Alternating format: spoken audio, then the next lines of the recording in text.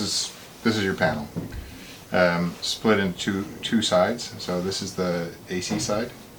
Right now the marina itself does not have power on the stock. They had some power issues yesterday. So even though we're plugged in and breakers are on, this is showing your voltage, so we're at 0. So that's why so right now we don't have any AC power on the boat. And then this is the DC side. One switch that's different, so that you can get to it easy, is the cabin lights. Right? And then you've got switches for the fridge, nav lights, the propane, deck light, the water. You can turn on the electric bilge pumps manually from here. So for port, you can hear that one working, and starboard. Okay. They also do have an automatic switch, so they will come on at a certain level. Anchor light, and then nav lights. Whether you're sailing, it's got a little sailing icon, or it's got a propeller for if you're steaming. Yeah, okay. And then this is your gauges. So the default on the gauge is always the domestic battery. If you press the battery switch, it lights up, and then press it again, it'll show the engine, and then it's going to say auxiliary, that's the other engine. Your water tank level. So water tanks are full. Fuel, fuel 1 is the port side, and you'll notice it's lower than fuel 2, which is the starboard side. The heater draws off of the port side, and I noticed that it was on when I came down last week, so it got left on. And the tanks are independent, so... Correct. There's no crossover. Yeah. That light is for all of the panel. So again, if it's dark and you don't want to turn on the cabin lights, you can still see what things are. Okay. Center button is just your menu, and the menu is pretty small, so ABC is languages, and we'll leave it in English because it's English or French. You can choose how bright it is, and then the other one is alarm. So if you do get low voltage, you will get a low voltage alarm. You silence it by pressing that button as well, but you can have it so that it doesn't even alarm. Okay. This is your inverter control. So I'll show you where the inverter is in a little bit. But if you want to use the batteries to make AC power, all you have to do is press it. And so our little heaters have come on. So what's the capacity of the inverter? It's a 2,000 watt.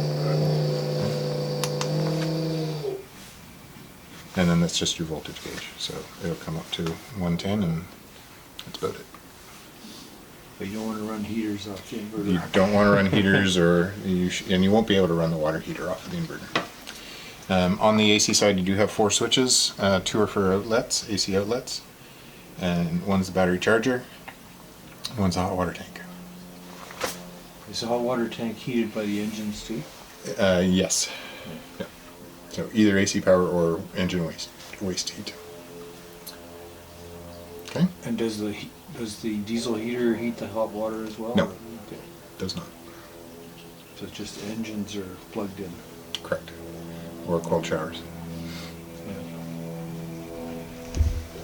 Okay.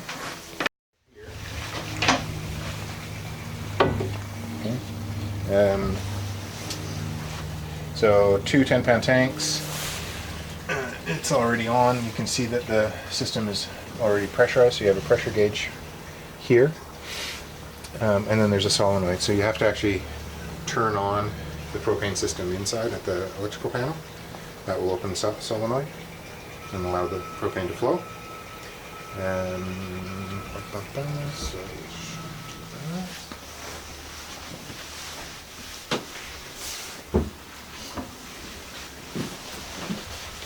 It's just the LP gas control.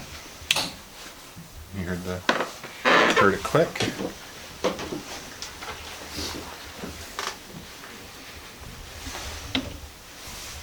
You can hear that the gas is flowing. It's just, so you can see it's working. I don't know if you can see on film that it's working. So you've got a sparker, and it's also a thermocouple. So you do have to hold down the switch for a second to let the thermocouple heat up. Otherwise, the gas will just stop. Will stop flowing. Right. And similarly on the oven, that's just a lock for the door.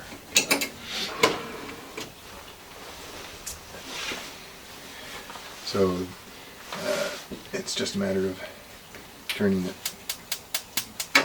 and you can see that, well, I can see that the gas is on down there. Okay.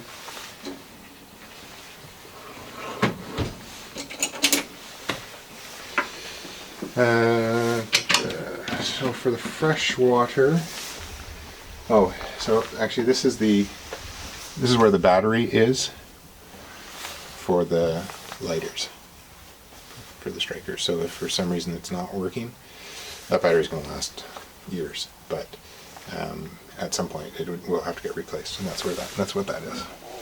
What size battery is it? It's a AA. Yeah. Yeah.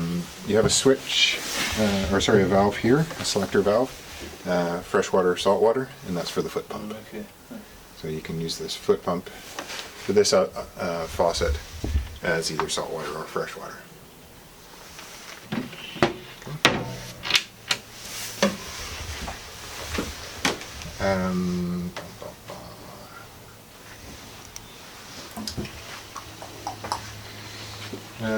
Fridges.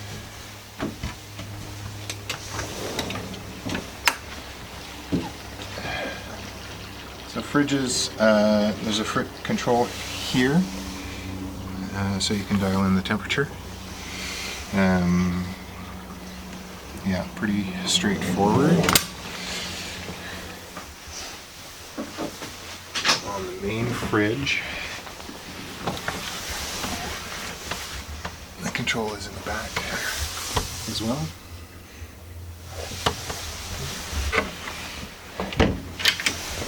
And then on the freezer,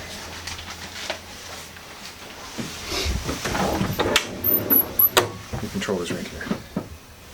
Okay, and right now it's dialed to the middle setting, so you just have to play with that in terms of dialing in the temperature that you want.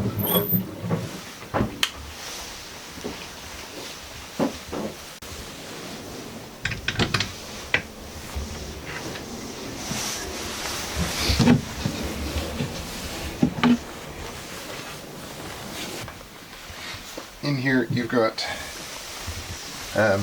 basically the rest of your electrical connections. So you do have a number of fuses, and they're all labeled quite well. So this is all lighting. You can see these are built pumps. There's a water pump. There's going to be some shower sumps. Your VHF. Looks like fridges. So they're all labeled, and they're all also going to be explained in the owner's manual. So there will be a layout of what each switch is. This is more the electronics side. So this is a bus for the electronic backbone. So it allows the different things to talk to each other. So if you do want to add something, you do have room to expand that. So. Okay. Underneath the chart table, you do also have two more outlets, and these are GFI switches basically. So there's switches for, you do have outlet switches here, but you also have additional switches, so both have to be on for you to actually have electrical supply at the outlets. Does that make sense?